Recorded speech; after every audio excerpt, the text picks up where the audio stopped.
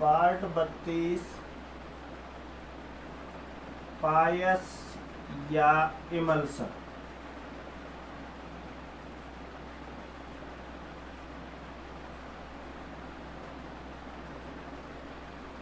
पायस किसे कहते हैं या फिर इमल्सन की अगर हम बात करें कि भाई किसे कहेंगे, तो कोलोइडी विलयनों के बारे में हमने काफ़ी जो वीडियो के पार्ट आए हैं उनमें काफ़ी बार चर्चा की है।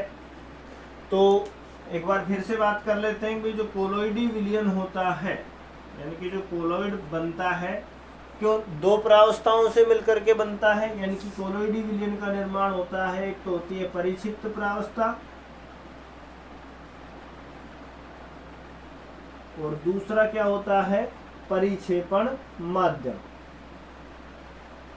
परिक्षिप्त प्रावस्था की अगर हम बात करें तो परिक्षिप्त प्रावस्था विलयन में क्या होती है, कोलोइडी विलयन में कम मात्रा में पाई जाती है, और जो परिक्षेपण माध्यम होता है वो कोलोइडी विलयन के अंदर अधिक मात्रा में पाया जाता है। ये सारी बातें हम जानते हैं क्योंकि पीछे पढ़ चुके हैं। फिर भी किसी विद्यार्थी ने इन सब पार्टों के बारे में अध्ययन नहीं किया है तो डिस्क्रिप्शन बॉक्स में वीडियो की लिंक दे दी गई है, क्लिक करके आप सीरियल से अब तक के जितने भी पार्ट हैं उनको देख सकते हैं। तो कोलोइड के बारे में जानकारी है, हमें पता है कि भाई परिक्षिप्त प्रावस्था होती है और परिक्षेपण माध्यम होता है, यानी कि इसको तो हम शॉर्ट में क्या बोल सकते हैं, तो होता है विलय और ये क्या होता है, विलाय। अब इसके आधार पर हम क्या करेंगे, पायस या इमल्सन की परिभाषा की बात करेंगे। भाई पायस या इमल्सन किसे कहेंगे, तो वह कोलोइडी विलयन या वह कोलाइड या कोलोइडी विलयन के बारे में बात करें, वह कोलोइडी विलयन जिसमें परिक्षिप्त प्रावस्था और परिक्षेपण माध्यम दोनों ही क्या हो, कौन सी अवस्था में हो, द्रव अवस्था में हो, लिक्विड अवस्था में हो, उसे हम क्या कहते हैं, उस विलयन को पायस या इमल्सन कहते हैं। परिभाषा समझ में आ गई होगी कि भाई वह कोलोइडी विलयन जिसमें परिक्षिप्त प्रावस्था और परिक्षेपण माध्यम दोनों क्या हो, द्रव अवस्था में हो, उस विलयन को हम क्या कहते हैं, पायस या इमल्सन कहते हैं। विलयन कैसा होना चाहिए, कोलोइडी विलयन होना चाहिए, यानी कि जो कोलोइडी सॉल्यूशन होते हैं, कोलोइडों के जो गुण हैं उन गुणों की क्या करना चाहिए, पालना करना चाहिए कि भाई उनके कणों का आकार 1 नैनोमीटर से 1000 नैनोमीटर के मध्य का होना चाहिए। इसके साथ ही ब्राउनी गति वगैरह है, टिंडल प्रभाव है, कोलाइडों के जो गुण हैं विषमांगी प्रकृति है, उन सभी गुणों की पालना करना चाहिए। तो परिभाषा समझ में आ गई होगी कि भाई ऐसा कोलोइडी विलयन जिसमें परिक्षिप्त प्रावस्था और परिक्षेपण माध्यम दोनों क्या हो, द्रवावस्था में पाए जाते हो, उसे हम पायस या इमल्सन कहते हैं। एग्जाम्पल की अगर हम बात करें तो एग्जाम्पल के तौर पर आता है हमारे पास में दूध आता है।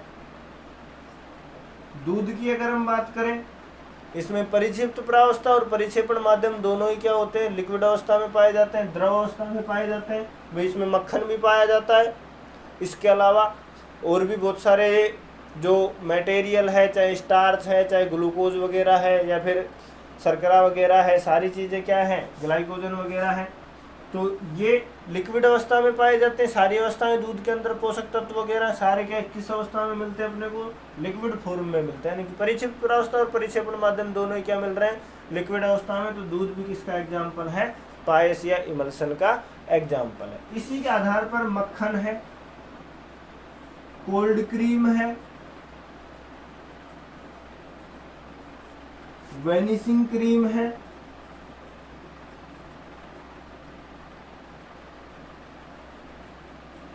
ये सारे क्या है, पायस के एग्जाम्पल है। पायस समझ में आ गया होगा। उसके बाद में हम बात करेंगे पायस या इमल्सन के प्रकार के बारे में। भाई जो पायस है या फिर इमल्सन है कितने प्रकार का होता है, तो पायस या इमल्सन के प्रकार के बारे में अगर हम बात करें तो पायस या इमल्सन क्या होता है, 2 प्रकार का होता है। पायस के प्रकार कितने प्रकार होते हैं, 2 प्रकार का होता है। अब प्रकार कौन कौन से हैं, उन प्रकारों की बात करें, एक तो होता है जल में तेलीय पायस और दूसरा होता है तेल में जलीय पायस। तो पहली बात कर लेते हैं, तेल में जलीय पायस, और दूसरा क्या है, पायसीय इमल्सन बोल सकते हैं, जल में तेलीय पायस। दोनों की परिभाषाओं की बात करते हैं, बस शब्द पहले तेल आ गया, इसमें जल आ गया, प्रावस्था वही चल रही है। पहले इसकी बात कर लेते हैं, इसकी परिभाषा के बारे में कि भाई जल में तेलीय पायस किसे कहेंगे, तो वह कोलोइडी विलयन, परिभाषा दोनों की तुलनात्मक अध्ययन कर लेते हैं। वह कोलोइडी विलयन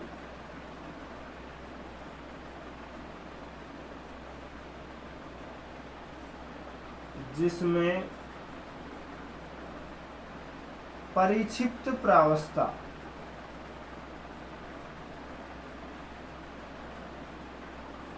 तो क्या हो, जल हो वह परिक्षेपण माध्यम यानी कि क्या है, विलायक, परिक्षेपण माध्यम क्या हो, तेल हो, उसे हम क्या कहते हैं, उसे तेल में जलीय पायस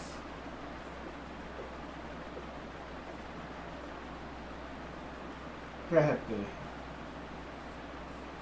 परिभाषा समझ में आ गई कि भाई ऐसा कोलोइडी विलयन जिसमें परिक्षिप्त प्रावस्था तो क्या हो, जल हो, और परिक्षेपण माध्यम क्या हो, तेल पाया जाए, उसे हम क्या कहते हैं, जल में तेल में जलीय पायस। दोनों के नाम में बस इतना सा फर्क है, कम मात्रा में तो क्या हो, जल हो, और अधिक मात्रा में क्या हो, तेल हो, उसे हम क्या कहते हैं, तेल में जलीय पायस कहते हैं।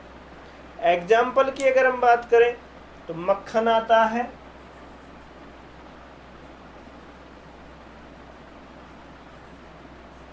कोल्ड क्रीम आती है आदि। ये किसके एग्जाम्पल है, तेल में जलीय पायस।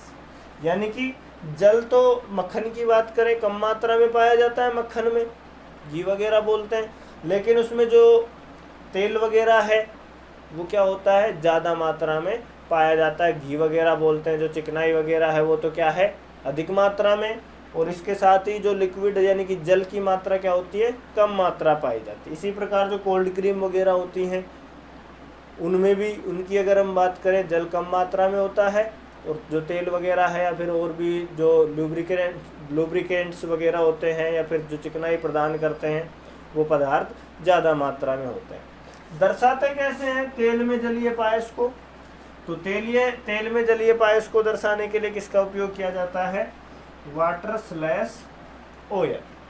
इससे क्या करते हैं, इसे प्रदर्शित करते हैं। यानी कि शॉर्ट में कैसे दर्शा देते हैं इसको, W तो वाटर का सिंबल हो गया, स्लैश O हो गया ऑयल। तो तेल में जलीय पायस समझ में आ गया होगा, चित्र के द्वारा भी समझेंगे इसको। चित्र दोनों को तुलनात्मक बना देते हैं। किस प्रकार से होगा तेल में जलीय पायस, तो तेल तो क्या होगा, ज्यादा मात्रा में होगा, लेकिन इसमें जो परिक्षिप्त प्रावस्था होगी, परिक्षिप्त प्रावस्था यानी कि जल को किसके रूप में, W के रूप में प्रदर्शित कर देता हूँ। क्योंकि तेल में यदि हम पानी डालेंगे तो अलग बूंदों के रूप में, गोल बूंदों के रूप में क्या होगा, दिखाई देगा, सतह के ऊपर आ जाता है। लेकिन कोलोइडी विलयन है तो ये तो क्या हो गया, परिक्षिप्त प्रावस्था, क्या है, जल है, और ये क्या हो गया, परिक्षेपण माध्यम,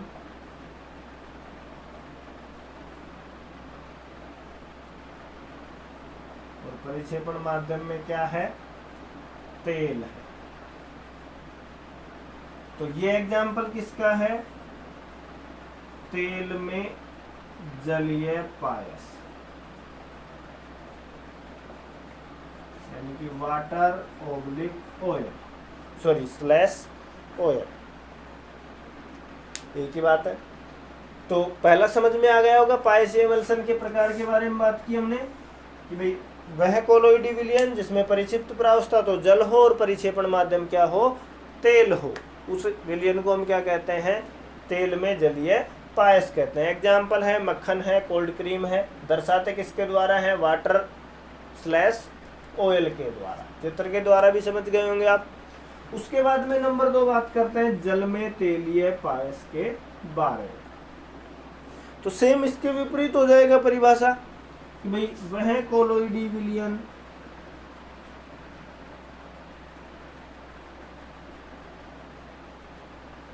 जिसमें परिक्षिप्त प्रावस्था तो क्या हो, तेल होगी, उल्टा है उसका, परिक्षिप्त प्रावस्था तेल हो, वह परिक्षेपण माध्यम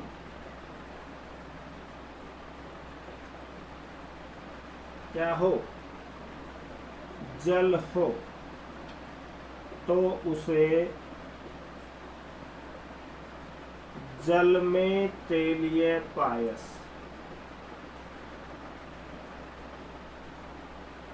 या इमल्सन कहते हैं। कम मात्रा में तो क्या हो, ऐसा कोलोइडी विलयन जिसमें कम मात्रा में क्या हो, तेल हो, और अधिक मात्रा में क्या हो, जल हो, तो उस कोलोइडी विलयन को हम क्या कहते हैं, जल में तेलीय पायस कहते हैं। एग्जाम्पल की अगर हम बात करें तो एग्जाम्पल के तौर पर आ जाता है हमारे पास में दूध। दूध की बात करें तो उसमें चिकनाई वगैरह बहुत कम मात्रा में होती है, फैट वगैरह कम मात्रा में पाए जाते हैं, लेकिन जल की मात्रा दूध में क्या होती है, ज़्यादा मात्रा में पाई जाती है। इसी प्रकार से वेनिशिंग क्रीम वगैरह है,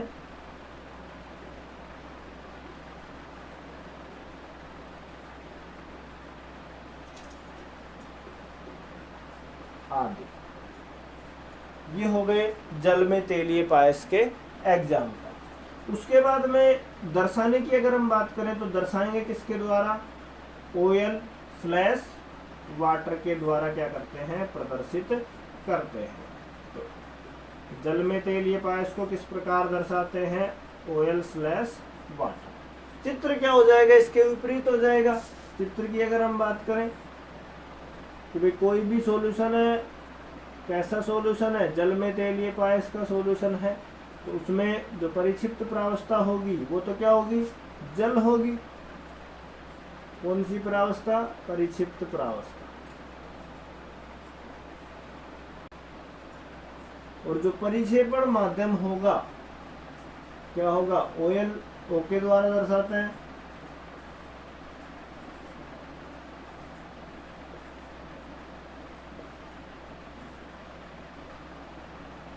ये क्या है, तेल, कम मात्रा में, यानी कि परिक्षिप्त प्रावस्था। और ये जल क्या था, सॉरी यहाँ पे परिक्षिप्त प्रावस्था लिख दिया, ये क्या था, परिक्षेपण माध्यम।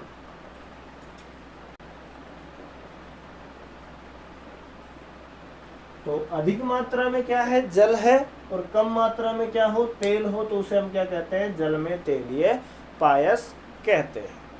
तो ये थे हमारे पास में जो पायस है या इमल्सन है उसके प्रकार, परिभाषा भी पढ़ ली हमने, साथ ही पायस या इमल्सन के प्रकार भी पढ़ लिए। तो वीडियो को पॉज करके आप इनको नोट कर सकते हैं, परिभाषा क्या है, परिभाषा को नोट कर सकते हैं, एग्जाम्पल नोट कर सकते हैं, साथ ही दर्शाते किसके द्वारा है, और दोनों के चित्र की अगर हम बात करें तो चित्र को भी क्या कर सकते हैं, नोट कर सकते हैं या फिर स्क्रीनशॉट ले सकते हैं। और चैनल पर यदि नए हैं तो चैनल को सब्सक्राइब करें, और साथ ही आगे जो आने वाले वीडियो हैं उनकी सूचनाएं प्राप्त करने के लिए जो बेल आइकन दिया गया है, साइड में जो घंटी दी गई है सब्सक्राइब बटन के पास में, उस पर क्लिक कीजिए, जिससे जो आगे के जितने भी वीडियो डाले जाएं चैनल पर वो आपको निःशुल्क प्राप्त होते रहे। तो पॉज कीजिए और नोट कीजिए।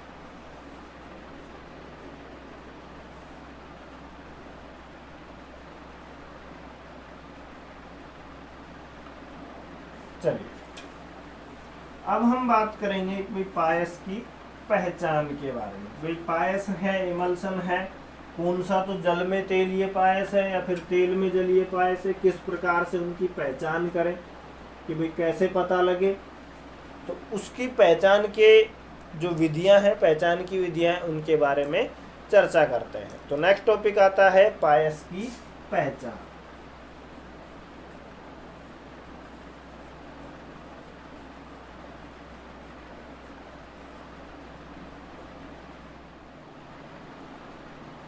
पायस की पहचान की विधियों की अगर हम बात करें तो 2-3 विधियां हैं जिनके बारे में हम अध्ययन करेंगे। कौन कौन सी विधियां हैं? सबसे पहली विधि की अगर हम बात करें तो सूचक के द्वारा,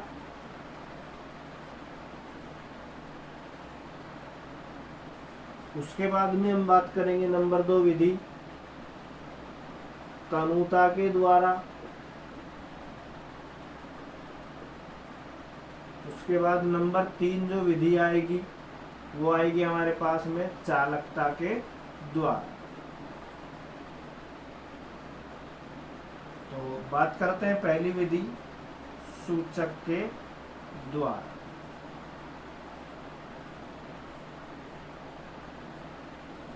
तो सूचक के द्वारा की अगर हम बात करें तो कुछ पदार्थ ऐसे होते हैं जो क्या होते हैं, तेल में तो क्या होते हैं, घुलनशील होते हैं, और जल में क्या होते हैं, अघुलनशील होते हैं। जैसे अगर हम बात करें एग्जाम्पल के तौर पर सूडान है, फ्यूसिन है आदि। ये जो पदार्थ हैं ये क्या होते हैं, वे तेल में तो क्या होते हैं, विलय होते हैं, और जल में क्या होते हैं, अविलय होते हैं। अब हमें क्या करना है कि भाई कोलोइडी विलयन कैसा है, भाई तेल में जल है या फिर जल में क्या है, तेल है। इस चीज का पता लगाने के लिए हम क्या कर रहे हैं कि भाई जो भी हमारे पास कोलोइडी विलयन है उसमें क्या डालेंगे, सूडान या फ्यूसिन डालेंगे। तो क्या होगा, सूडान या जो फ्यूसिन है ये तेल में तो क्या हो जाता है, घुलनशील हो जाता है, यानी कि घुल करके क्या हो जाएगा, कलर उत्पन्न करेगा। लेकिन जलीय पायस होगा तो जलीय पायस में क्या होता है, अविलय होता है। तो इस आधार पर क्या करते हैं हम, जो कोलोइडी विलयन है उनके बारे में पता लगाते हैं। तो जो तेलीय पायस होते हैं यानी कि परिक्षेपण माध्यम क्या हो, तेल हो, और परिक्षिप्त प्रावस्था क्या हो, जल हो, तो उसमें हम इन पदार्थों को डालेंगे तो क्या होगे, ये जो पदार्थ है संपूर्ण जो कोलोइडी विलयन है उसमें घुल जाएगा, घुल करके क्या हो जाएगा, फैल जाएगा, और जो कोलोइडी विलयन है वो क्या हो जाएगा, रंगीन हो जाता है, कलरफुल हो जाता है। तो वह कोलोइडी विलयन क्या है, तेलीय पायस है। और यदि कलरलेस सॉल्यूशन रहता है यानी कि कोई भी कलर नहीं आता है इन सूचकों को डालने पर, तो वह कोलोइडी विलयन कैसा है, जलीय पायस। पहली विधि समझ में आ गई होगी, सूचकों के द्वारा किस प्रकार से जो पायस है उनका पता लगाया जाता है कि भाई जलीय पायस है या फिर तेलीय पायस है। तो जल में जो सूचक हैं कैसे होते हैं, अघुलनशील होते हैं, इसलिए जलीय पायस कैसे होते हैं, रंगहीन दिखाई देते हैं। जलीय पायस तो कैसे दिखाई देंगे, रंगहीन। और तेलीय जो पायस हैं, तेलीय पायस कैसे दिखाई देंगे, रंगीन दिखाई देंगे। कब, जब हम इन सूचकों का प्रयोग करेंगे। तो पहली विधि समझ में आ गई होगी, सूचक के द्वारा। उसके बाद में नंबर 2 विधि की बात करते हैं, तनुता के द्वारा।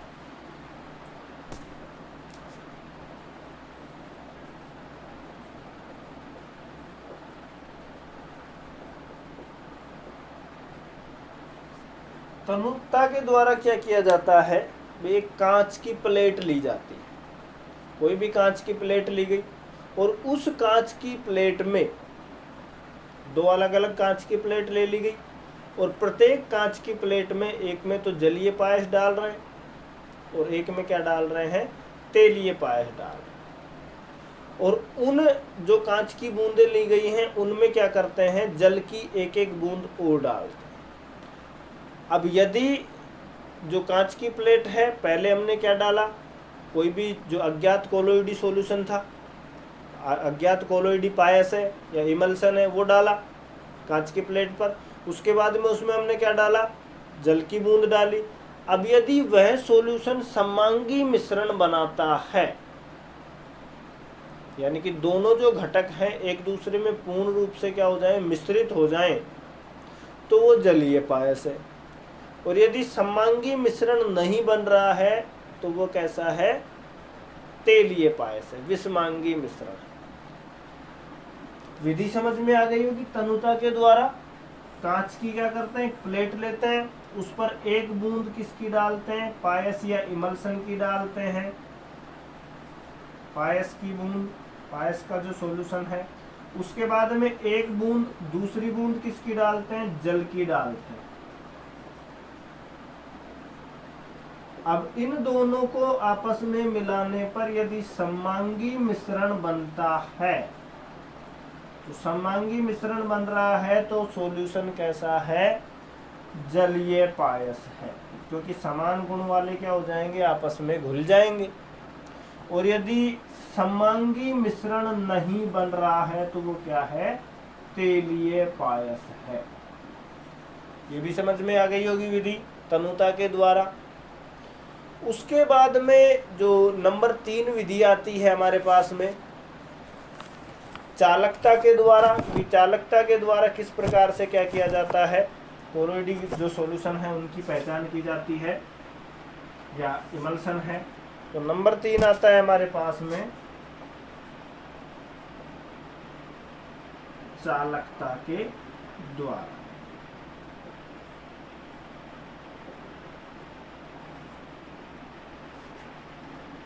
जलीय जो पायस होता है वो विद्युत का क्या होता है, पूर्ण रूप से यानी कि आसानी से क्या करता है, चालन करता है, यानी कि आसानी से क्या हो जाती है, विद्युत धारा प्रवाहित हो जाती है।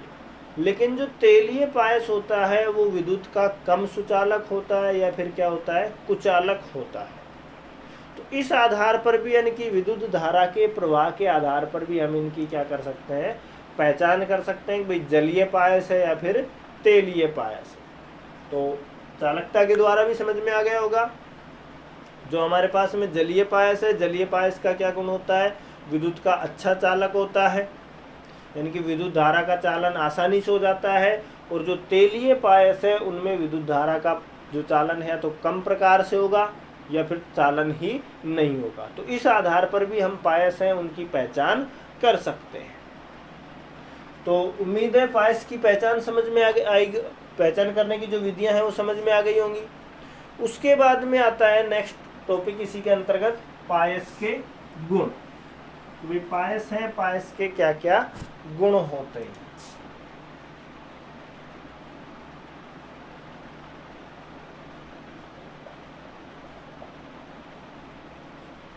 तो पायस की परिभाषा भी पढ़ ली हमने, प्रकार भी पढ़ लिए हैं, पहचान करने की जो विधियां हैं वो भी पढ़ लिए हैं। तो अब हम पायस के गुण भी बता सकते हैं, भाई जो पायस है क्या क्या गुण प्रदर्शित करता है। तो इन गुणों के बारे में पहले गुण की अगर हम बात करें, पायस के जो कणों का जो आकार होता है, यानी कि इमल्सन के जो कणों का आकार होता है वो कोलोइडी कणों के से थोड़ा क्या होता है, बड़ा होता है। पायस के जो कण हैं वो कोलोइडी जो सॉल्यूशन होता है, कोलोइडी कण होते हैं, कोलोइडी कणों के आकार से क्या होता है, बड़ा होता है। उसके बाद में जो दूसरा जो गुण आता है, दूसरे गुण की अगर हम बात करें, पायस है, पायस भी ब्राउनी गति और टिंडल प्रभाव प्रदर्शित करता है। दूसरा गुण भी हो गया, पायस ब्राउनी गति और टिंडल प्रभाव क्या कर रहा है, प्रदर्शित करता है। तीसरे गुण की अगर हम बात करें, जलीय पायस है, अभी पढ़ा है, जलीय पायस की जो चालकता है उसका मान बहुत अधिक होता है और तेलीय पायस उसकी चालकता का मान बहुत ही कम होता है। यानी कि जलीय पायस विद्युत का अच्छा सुचालक होता है, चालकता का मान अधिक होता है, और जो तेलीय पायस है उसकी चालकता का मान बहुत कम होता है या फिर ना के बराबर होता है। उसके बाद में अगर हम बात करें श्यानता के बारे में बात करें, विस्कोसिटी के बारे में अगर हम बात करें, तो जो तेलीय पायस है, तेलीय पायस की श्यानता का मान क्या होता है, अधिक होता है, जबकि जल है, जलीय जो पायस है उसकी श्यानता का मान कम होता है। ये गुण भी समझ में आ गया होगा कि भाई जो तेलीय पायस है उसकी विस्कोसिटी है, श्यानता है वो अधिक होती है, और जलीय पायस की श्यानता कम होती है। उसके बाद में आता है कि भाई विपायसीकरण किसे कहते हैं, इसी विपायसीकरण।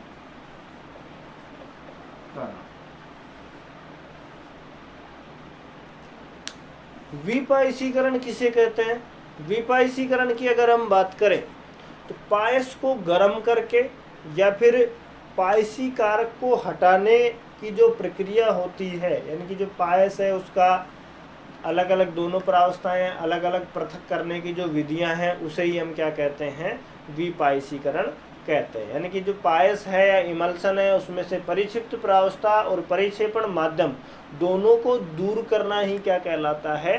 विपायसीकरण कहलाता है। विपायसीकरण छोटे सवाल के रूप में पूछा जा सकता है कि विपायसीकरण किसे कहते हैं?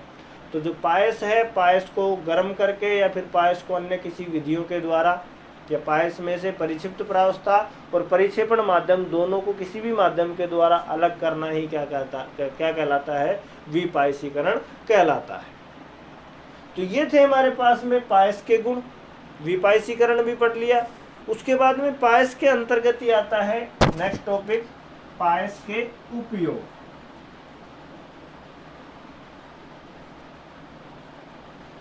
पायस के उपयोग की अगर हम बात करें तो सबसे पहला उपयोग आता है भोज्य पदार्थ के रूप में या फिर खाद्य पदार्थ के रूप में लेते हैं। जैसे दूध है, दूध का भी हम खाद्य पदार्थ के रूप में उपयोग में लेते हैं, भोजन के रूप में।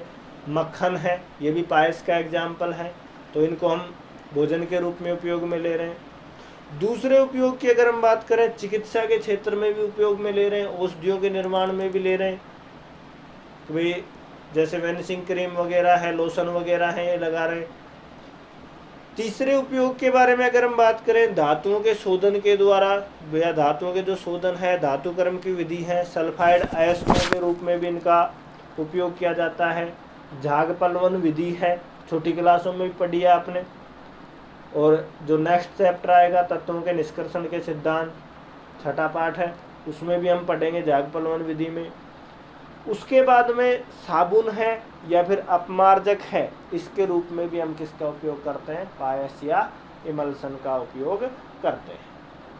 तो पायस की परिभाषा पढ़ी हमने इस पार्ट के अंतर्गत, साथ ही पायस के प्रकार भी पढ़ लिए, पायस को पहचान करने की जो विधियां हैं उनके बारे में भी अध्ययन किया, पायस के गुणों के बारे में भी अध्ययन किया और पायस के उपयोगों के बारे में भी अध्ययन किया। वीडियो के नेक्स्ट पार्ट में हम बात करेंगे कोलोइड के अनुप्रयोग के बारे में, जो सेकंड लास्ट या फिर लास्ट वीडियो हो सकता है, जो 5वां पार्ट है उसका। उसके बाद में जो नेक्स्ट पार्ट आएगा, छठे पार्ट के बारे में अध्ययन करेंगे। तो मिलते हैं हम वीडियो के नेक्स्ट पार्ट में। धन्यवाद।